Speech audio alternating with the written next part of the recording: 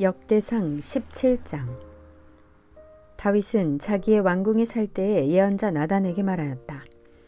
나는 백향목 왕궁에 살고 있는데 주님의 언약궤는 아직도 휘장 밑에 있습니다. 나단이 다윗에게 말하였다. 하나님께서 임금님과 함께 계시니 무슨 일이든지 계획하신 대로 하십시오. 그러나 바로 그날 밤에 하나님께서 나단에게 말씀하셨다. 너는 내 종 다윗에게 가서 전하여라. 나 주가 말한다. 내가 살 집을 네가 지어서는 안 된다. 내가 이스라엘을 이끌어낸 날로부터 오늘까지 나는 어떤 집에서도 살지 아니하고 이 장막에서 저 장막으로 이 성막에서 저 성막으로 옮겨다니며 지냈다. 내가 온 이스라엘과 함께 옮겨다닌 모든 곳에서 내가 내 백성을 돌보라고 명한 이스라엘의 어떤 사사에게 나에게 백향목집을 지어주지 않는 것을 두고 말한 적이 있느냐. 그러므로 이제 너는 내 종 다윗에게 전하여라. 나 만군의 주가 말한다. 양떼를 따라다니던 너를 목장에서 데려다가 내 백성 이스라엘의 통치자로 삼은 것은 바로 나다. 나는 네가 어디로 가든지 언제나 너와 함께 있어서 네 모든 원수를 내 앞에서 물리쳐 주었다. 나는 이제 내 이름을 이 세상에서 위대한 사람들의 이름과 같이 빛나게 해주겠다. 이제 내가 한 곳을 정하여 거기에 내 백성 이스라엘을 심어 그들이 자기의 땅에서 자리 잡고 살면서 다시는 옮겨 다닐 필요가 없도록 이전과 같이 악한 사람들에게 억압을 받는 일이 없도록 하겠다. 이전에 내가 내 백성 이스라엘에게 사사들을 세워준 때와는 달리 내가 네 모든 적을 굴복시키겠다. 그뿐만 아니라 나 주가 네 집안을 한 왕조로 세우겠다는 것을 이제 내게 선언한다. 내 생애가 다하여서 내가 너의 조상에게로 돌아가게 되면 내가 내 몸에서 나올 내 아들 가운데서 하나를 후계자로 세워 그 나라를 튼튼하게 하겠다. 바로 그가 내게 집을 지어줄 것이며 나는 그의 왕위를 영원토록 튼튼하게 해주겠다. 나는 그의 아버지가 되고 그는 나의 아들이 될 것이다. 내가 네 선임자에게서는 내 총애를 거두었지만 그에게서는 내 총애를 거두지 아니하겠다. 오히려 내가 그를 내 집과 내 나라 위에 영원히 세워서 그의 왕위가 영원히 튼튼하게 서게 하겠다. 나단이 이 모든 말씀과 계시를 받은 그대로 다윗에게 말하였다. 다윗 왕이 성막으로 들어가서 주님 앞에 꿇어앉아 이렇게 기도하였다. 주 하나님, 내가 누구이며 내 집안이 무엇이기에 주님께서 나를 이러한 자리에까지 오르게 해주셨습니까? 하나님, 그런데도 주님께서는 이것도 오히려 부족하게 여기시고 주님의 종의 집안에 있을 먼 장래의 일까지 말씀해 주셨습니다. 주 하나님, 주님께서는 나를 존귀하게 만드셨습니다. 주님께서 주님의 종을 아시고 주님의 종을 영화롭게 해주셨는데 이 다윗이 주님께 무슨 말씀을 더 드릴 필요가 있겠습니까? 주님, 주님께서는 주님의 종을 살피시어 주님께서 세우신 뜻과 목적대로 하셨습니다.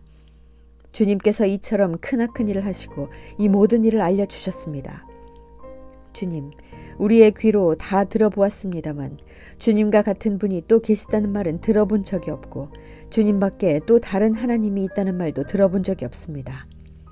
이 세상에서 어떤 민족이 주님의 백성 이스라엘과 같겠습니까? 하나님이 직접 찾아가셔서 이스라엘을 구하여 내시고 주님의 백성으로 삼아서 주님의 명성을 드러내셨습니다. 그들을 이집트에서 구하여 내시려고 크고 놀라운 일을 하셨고 주님의 백성이 보는 앞에서 문민족을 쫓아내셨습니다. 주님께서는 이렇게 주님의 백성 이스라엘을 영원히 주님의 백성으로 삼으셨고 주님께서 그들의 하나님이 되셨습니다. 주님, 주님께서 주님의 종과 이 종의 집안에 약속하여 주신 말씀이 영원토록 이루어지게 해주십시오. 주님께서 말씀하신 대로 해주십시오. 그리하여 사람들이 이스라엘의 하나님은 만군의 주요 이스라엘을 지키시는 하나님이시다 하고 외치며 주님의 이름을 굳게 세우고 영원토록 높이게 하시고 주님의 종 다윗의 집안도 주님 앞에서 튼튼히 서게 해주시기 바랍니다. 나의 하나님, 주님께서 주님의 종에게 이 종의 집안을 한 왕조가 되게 하시겠다고 계시하셨기 때문에 주님의 종이 감히 주님께 이러한 간구를 드릴 용기를 얻었습니다. 그리고 이제 주님께서는 참으로 하나님이십니다. 주님께서는 주님의 종에게 이와 같이 놀라운 약속을 하셨습니다. 그러므로 이제 주님의 종의 집안에 기꺼이 복을 내리셔서 나의 자손이 주님 앞에서 영원토록 대를 잇게 해주시기 바랍니다. 주님께서 복을 주셨으니 그 복을 영원히 누리게 해주십시오. 18장. 그 뒤에 다윗이 블레셋 사람을 쳐서 그들을 굴복시켰다. 그래서 그는 블레셋 사람의 손에서 가드와 그 주변 마을을 빼앗았다. 다윗이 또 모압을 치니 모압 사람들이 다윗의 종이 되어 그에게 조공을 바쳤다. 소바왕 하다데셀이 유프라테스 강 쪽으로 가서 그의 세력을 굳히려 할 때에 다윗이 하맛까지 가면서 그를 무찔렀다. 다윗은 그에게서 병거 1000대를 빼앗고 기마병 7000명과 보병 2만 명을 포로로 사로잡았다. 다윗은 또 병거를 끄는 말 가운데서도 100필만 남겨놓고 나머지는 모조리 다리에 힘줄을 끊어버렸다.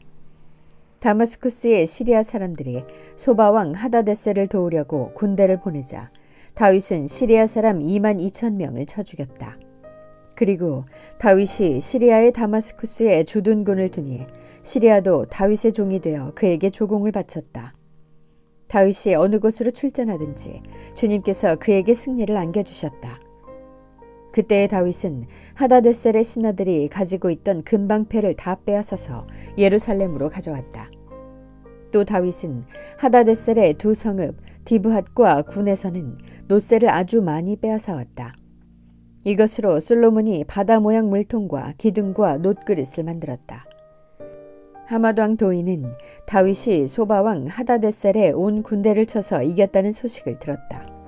그는 자기의 아들 요람을 다윗 왕에게 보내어 문안하게 하고 다윗이 하다데셀과 싸워서 이긴 것을 축하하게 하였다. 하다데셀은 도이와 서로 싸우는 사이였다.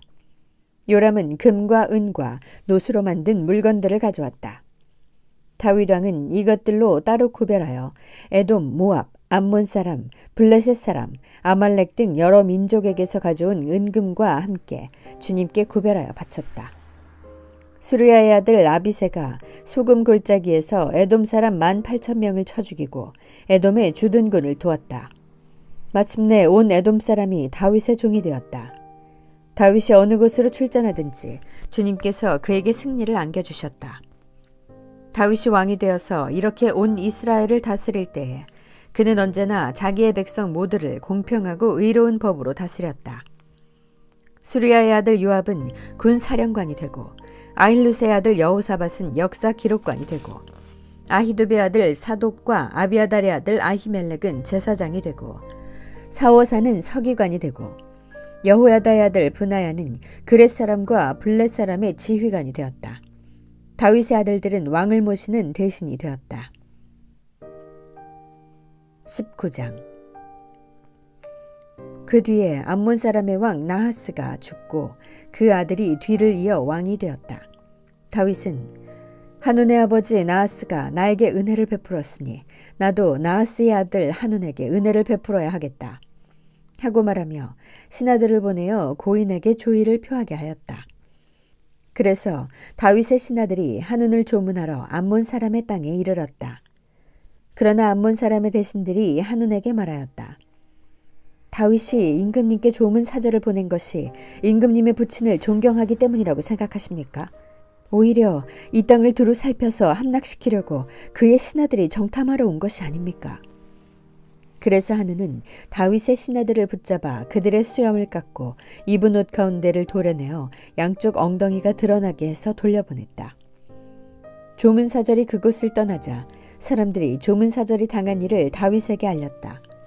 조문사절이 너무나도 수치스러운 일을 당하였으므로 다윗 왕은 사람을 보내어 그들을 맞으며 수염이 다시 자랄 때까지 여리고에 머물러 있다가 수염이 다 자란 다음에 돌아오라고 하였다.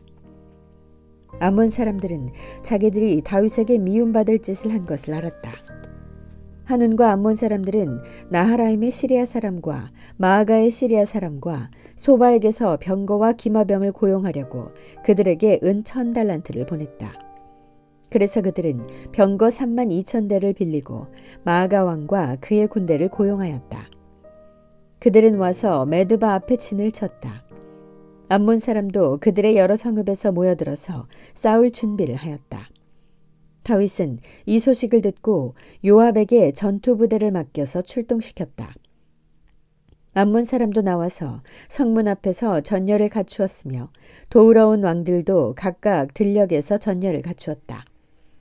요압은 적의 전열이 자기 부대의 앞뒤에서 포진한 것을 보고 이스라엘의 모든 정예병 가운데서 더 엄격하게 정예병을 뽑아 시리아 군대와 싸울 수 있도록 전열을 갖추었다. 남은 병력은 자기의 아우 아비새에게 맡겨 암몬 군대와 싸우도록 전열을 갖추게 하고서 이렇게 말하였다. 시리아 군대가 나보다 강하면 네가 와서 나를 도와라. 그러나 암몬 군대가 너보다 더 강하면 내가 너를 돕겠다. 용기를 내어라. 용감하게 싸워서 우리가 우리 민족을 지키고 우리 하나님의 성읍을 지키자. 주님께서 좋게 여기시는 대로 이루어 주실 것이다. 그런 다음에 요압이 그의 부대를 거느리고 싸우려고 시리아 군대 앞으로 나아가니 시리아 군인들이 요압 앞에서 도망하여 버렸다. 암몬 군인들은 시리아 군인들이 도망하는 것을 보고서 그들도 요압의 아우 아비새 앞에서 도망하여 성으로 들어가 버렸다. 그래서 요압은 예루살렘으로 돌아갔다. 시리아 군인들은 자기들이 이스라엘에게 패한 것을 알고서 전령을 보내어 유프라테스강 동쪽에 있는 시리아 군대를 동원시켰다. 하다데셀의 부하 소박 사령관이 그들을 지휘하였다. 다윗이 이 소식을 듣고 온 이스라엘 군대를 모아 거느리고 요단강을 건너서 그들이 있는 곳에 이르러 그들을 향하여 전열을 갖추었다. 다윗이 시리아 사람들에 맞서 진을 치니 그들이 다윗과 맞붙어 싸웠으나 시리아는 이스라엘 앞에서 도망하고 말았다.